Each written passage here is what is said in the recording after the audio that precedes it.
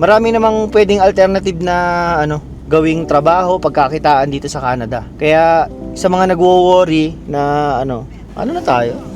Galing nga tayo sa Pilipinas na matitindi yung bakbakan ng buhay, 'di ba? Dito pa kaya sa Canada? Yun. Wala lang. Gawa tayong video. Today is Sunday, January 4. Yung asawa ko, syempre, naihatid ko na sa trabaho. Nasa work siya. Ngayon, punta lang tayo sa gasoline station para magpagas. Isa pa pala to sa hindi ko na idagdag nung kahapon na video. Isa pa pala sa sa gastusin. Gasolina. Sa isang linggo, nasa $40-50 ang gasolina namin. Hindi na masama, ayos lang. Pero ngayon, tayo ay magpapagas. Padilim na. Mag-aalas 5 na kasi alam niyo naman dito sa Canada, pag ganitong winter season, maaga ang pagbaba ng araw, kaya eto, madilim na. At bukas pala, start na rin ng klase ng mga bata. Na sila yung tapos na ang kanilang holiday break. 2 weeks din yan, 2 weeks. Kaya napakaswerte na itong mga bata, lalo na yung bunso ko. Naalala ko kasi dati, di ba mahilig ako sa mga video games. Hirap na hirap akong alam mo yun? Pagka napagbibigyan naman.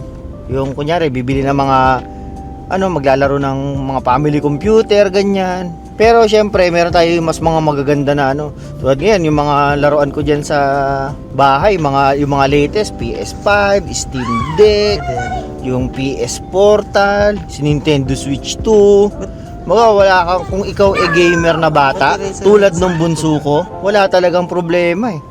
Sa kanya nga halos yung yung PS5, walang ginawa kundi maglaro eh. Ang nabibwisit yung nanay kasi wala siyang mapanooran kasi ginagamit yung TV. Balak na nga bumili ng ng TV sa kwarto eh. Saka na yan. Although mura lang naman yung mga ganyan. Another bit-bitin mo naman pagkalilipat ka may kasi syempre di ba hindi mo pa naman sariling bahay. Dahil mo na masyadong bibit-bitin. Ayun, yung bunso ko tuwan-tuwa yun pagka ganito walang pasok. Laro. Pero bukas back to normal na sila. At ang malupit pa nito, mas malamig ngayon itong January. Tinignan ko na yung buong January na temperature, weather. Usap January talaga yung yung mga sobrang lalamig.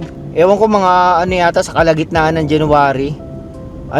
Merong highest niya nasa minus 38, 39, ganun. Wala pa dun yung feels like ha. Kailangan nilang pagandaan lalo na pagka nag-i-school. Pero dito naman, okay lang naman na kunyari pagka ganyang kalamig, hindi naman kayo pinoforce ng school na pumasok. Kung ayaw nyo pumasok, edi wag.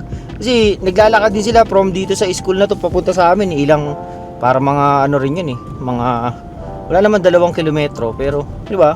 Kaya sabi ko sa kanila, pag kayong masyado ng malamig, sa tingin nyo, hindi nyo kaya, sabihin nyo lang, wala nang problema.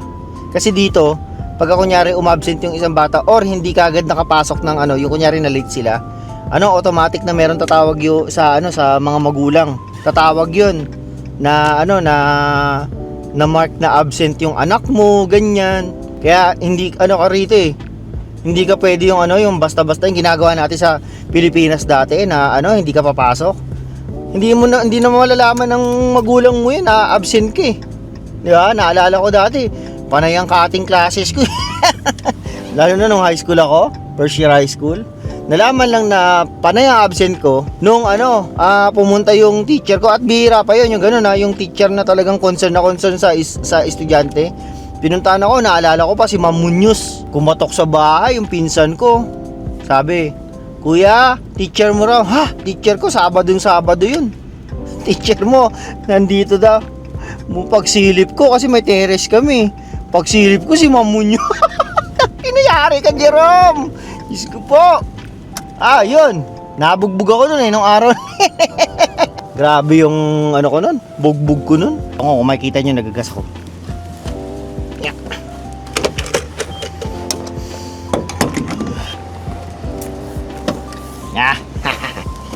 Grabe yun. Bugbog ako kay airpot nun. Dito, hindi ka pwede mag-absent lang ng basta-basta. Ano ka, tatawagan ka ng school. Malalaman mo na absent. Umuulan. As in ulan, hindi siya yung snow. Ako, dudulas yung daan na ito, malamang. Tungan tayo sa loob. Mag-abang. O nga pala, ano ba yung kikwento ko ngayon? O nga pala, ang inaano ko ngayon, kung merong habang wala pa yung official na trabaho. Tapos na ba? Wait lang, babayad lang ako. Wala, $30 lang. $30 ang gasolina. Himala. Ay, oo, ginamit yata to nila Jasmine ng nagdipawa sila. Dinagdagan yata ng gas kaya siguro Kasi usually ang gas ko nasa nasa 40 plus 50 ganyan.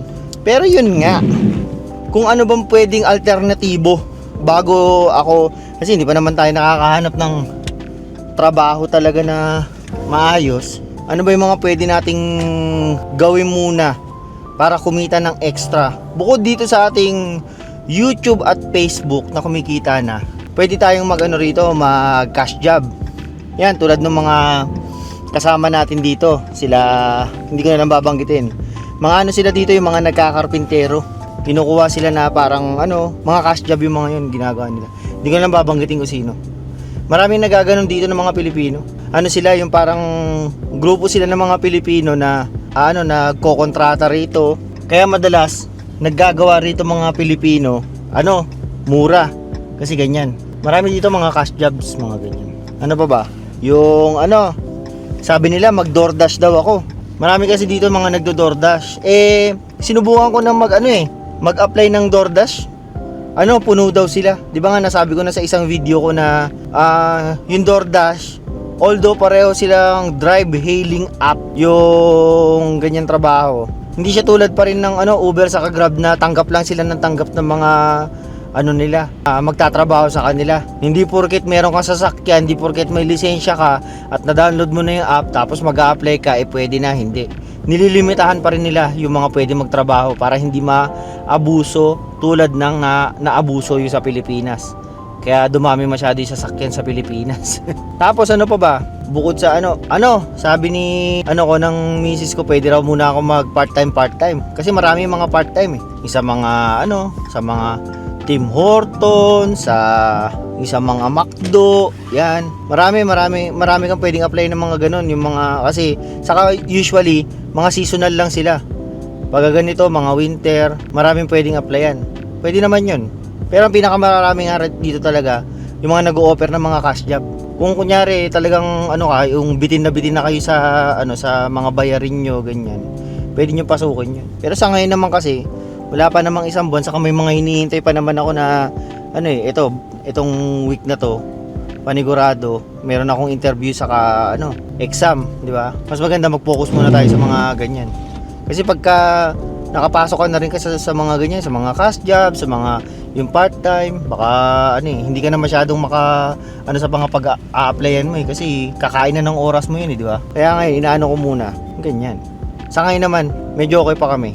Nakaka-survive pa sa mga nagko-comment na saka ako nakikikwento kung bakit wala akong EI. Kasi meron dyan yung mga nagsasabi na natanggal sa trabaho, mga ganun. Kaya walang EI. Marami sa Facebook, pag pumunta kayo sa Facebook na page ko, andun mga comment, hindi ko tinatanggal.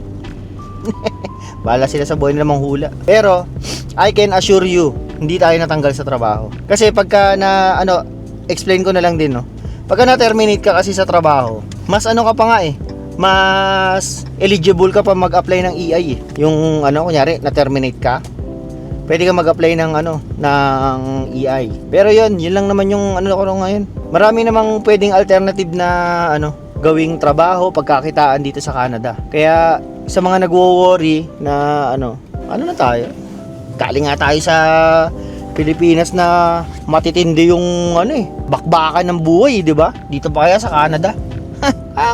Ba ito yan?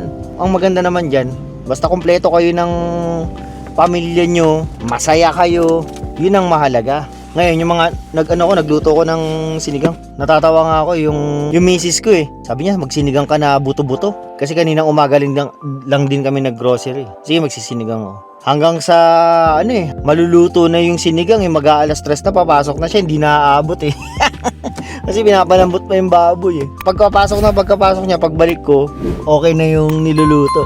Pinicturean ko, sabay sinend ko sa kanya, sarap ng sinigang. Nagugutom daw siya uli kasi kumain na siya ng itlog lang sa kanin. Mamaya sigurado babanat ng kain yan. Pero yun lang muna. Nagbalita lang din muna ako sa inyo, no, kung anong mga pwedeng gawin dito, ano pwedeng pagkakitaan habang walang trabaho. Marami naman, kaya mag-alala. Yun lang. Sige na. Like, share, subscribe, yung mga alam nyo na yun. Sige na, paalam.